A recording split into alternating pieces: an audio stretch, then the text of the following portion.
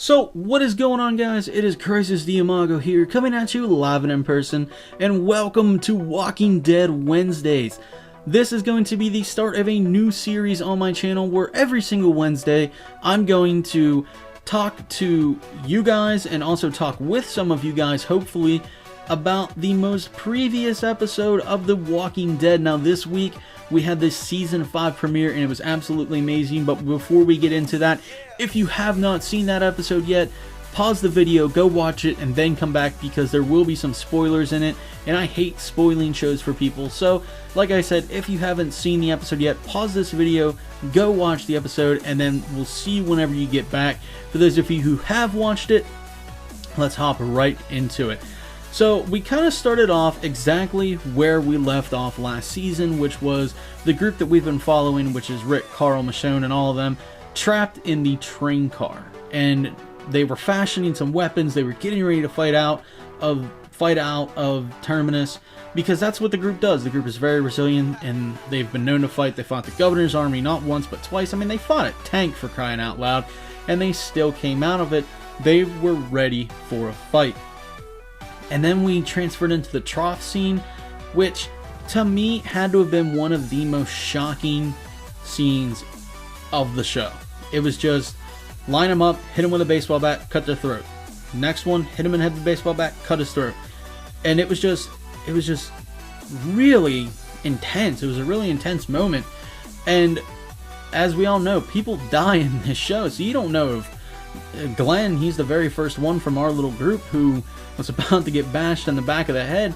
You don't know if it's really going to happen or not. So it was kind of that edge of your seat moment, and all of a sudden there was the explosion, the whole place rocked, and we kind of transitioned to Carol and Tyrese and Judith, and we kind of see what they've been doing while the group's been at Terminus. And Carol just went straight badass MacGyver and just was wrecking people. She just proved that she's even more of a badass than I thought she was.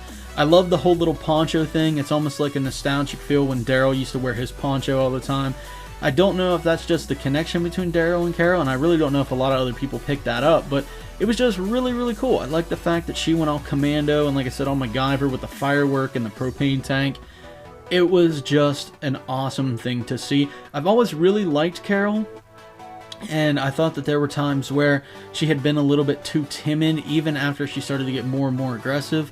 But this just really broke out a whole new side of Carol, and I have to say, I am in love with this side of Carol. She's just badass. That's all she is. There's no other way to put it. And the transformation we've seen in Rick. Last season, Rick was like, you know, farmer in the dell. Carl, worry about the turnips and the radishes, and we got pigs, and we need to take care of them, and whatever. He didn't really want to fight. He didn't really have to fight. He pretty much gave up the leadership position to Hershel and Daryl and Michonne and Carol. And I mean, it really, I liked Rick when he was going psycho. Not when he was like seeing his wife, but like whenever he was just going nuts and killing zombies, and when he was fighting the governor. That's the type of Rick that I liked. And when he kind of just went to, oh, I've got a rake and I'm gonna farm these radishes and whatnot, I was kind of like, I hate Rick right now. I hope he gets bitten by a zombie. But this new Rick, this more aggressive, this more, I guess you don't really want to call him evil, but he's more of a controlled rage Rick, where he's just like, everybody dies, don't show any hesitation because they won't. When he said that line, I was like, holy shit, it's about to go down. And then he stole that guy's AK, just mowed people down. He's telling Daryl and Glenn and Bob not to kill anybody, to let them turn, and that is about the worst thing you could do to somebody in the zombie apocalypse, is to shoot them and let them turn. Unless you're Carol, where you shoot somebody in the leg and open up the door and let zombies just come in and munch on them. But it was just the transformations we've seen now. The show pretty much rotated around those two characters throughout the whole of the show. So we didn't really get to see how other people have changed, but we already know from last season that Carl has changed. Carl wants to be, you know, that leader type role, and everybody knows how Daryl has changed, and it's just really nice to see the transformation of all these main characters and see how they've grown through the apocalypse and see just how our little group has changed so much. Now, talking about Carl and everybody else, that kind of leads us to the other younger member of the group, Beth. Where is she? Nobody knows. If you guys saw the trailer that The Walking Dead put out, though, she is alive.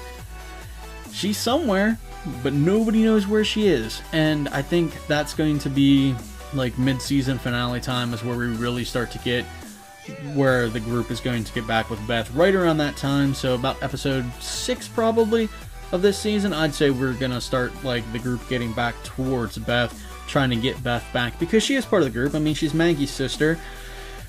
Everybody thinks she has a thing for Daryl. I don't know. That to me seems a little bit awkward because Daryl's like 50 and she's supposed to be playing like this 18-year-old girl, so it's a little bit weird. But I mean, hey, whatever works. It's the apocalypse, I guess. But that's what I think. Episode 6, right around there, is when they're really gonna start that. Now, like I said, there were a whole lot of transformations, and you really get to see people's true colors. Gareth, the zombie apocalypse hipster, I don't think we're done seeing him. He's definitely probably going to be back. I read the graphic novel, so I don't really want to spoil it, because they said they're going to be weaving in and out of the comics this season.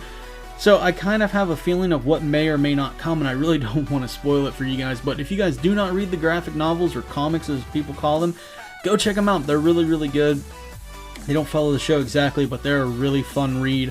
And they kind of follow the storyline, but again, the storyline of the show kind of branches from the comics. So, like I said, that's really cool. You guys should definitely go check them out. But that pretty much wraps up this episode. It was just a whole lot of fighting, a whole lot of violence, and a whole lot of death, and it was awesome. Like I said, I don't think we're done with Gareth. I think he comes back later on in the season, and we have to deal with him. He's a psycho. He makes the governor just look like, you know, the prince of England, because Gareth is a bad dude. Like I said, if you guys read the comics, we all knew that Tyrannus was a bad place to begin with.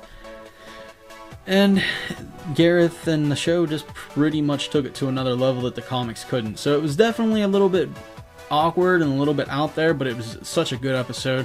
A lot of people say it's the best episode they've ever seen. Not so much for me. I still like the episode where the governor's army, I guess you could call it, attacked the prison for the second time, and Daryl did the little, you know, swoop thing with the grenade into the tank. That was just badass.